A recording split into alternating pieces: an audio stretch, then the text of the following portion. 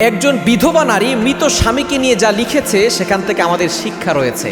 মনে রাখবেন, স্বামী থাকতে স্বামীর কদর দিতে হবে, কিন্তু অনেক স্ত্রী আছে স্বামী থাকতে স্বামীকে মূল্যায়ন করতে চায় না। একজন বিধবা নারী তার মৃত স্বামীকে নিয়ে লিখছে যে আমার স্বামী যখন জীবিত ছিল তখন সে যখনই বাসায় আসতো তার কাপড়টা খুলে, তার টি শার্টটা, তার গেঞ্জিটা খুলে সে খাটের উপরে রেখে দিত। আমি তাকে বারবার বলতাম যে তুমি এই জায়গাটা নোংরা করছো কেন, তুমি এই কাপড়টা খুলে তুমি টয়লেটে রাখো, আমি এটা ওয়াশ করে দিব, আমি এটা ধৌত করে দিব। কিন্তু সে আমার কথা শুনতো না, যে সব সময় আমার বিছানার উপরেই সে তার কাপড়টা রেখে দিত। যখন সে মারা গেছে তখন সেই স্ত্রী বলছে আমার স্বামী যদি আবার ফিরে আসতো তাহলে আমার স্বামী যতবার বিছানা রাখতো আমি তাকে কিচ্ছু বলতাম না, আমি সেই কাপড়গুলো নিজে নিয়ে তারপরে টয়লেটে নিয়ে ধুয়ে তারপরে আমি সেগুলো রোদে দিয়ে দিতাম, আমি কখনো তাকে কিছু বলতাম না যদি আমার স্বামী দ্বিতীয়বার ফিরে আসতো।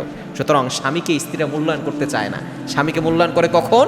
যখন স্বামী দুনিয়া থেকে বিদায় নেয়। স্বামী যখন দুনিয়া থেকে চলে যায় তখন স্ত্রীরা মূল্যায়ন করে। একজন স্ত্রীর জন্য স্বামী হচ্ছে সবচেয়ে কাছের, এবং স্বামী তার জন্য ঢাল।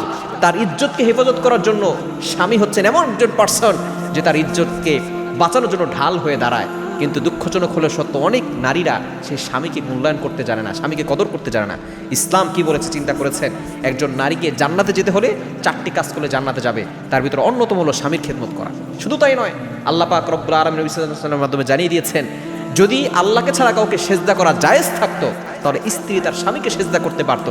যেহেতু আল্লাহ ছাড়া কাউকে সেজদা করা জায়েজ নাই, এজন্য স্ত্রী স্বামীকে সেজদা করবে না। তবে চিন্তা করে দেখেছেন স্বামীর গুরুত্ব কতটা বেশি? এজন্য স্ত্রী যারা আছেন স্বামীকে কদর করুন। স্বামীকে আপনি মানসিকভাবে দুশ্চিন্তায় ফেলে দিবেন না। স্বামী যখনই বাসায় আসবে তার সাথে সুন্দর ব্যবহার করুন, তার সাথে হাসি মুখে কথা বলুন।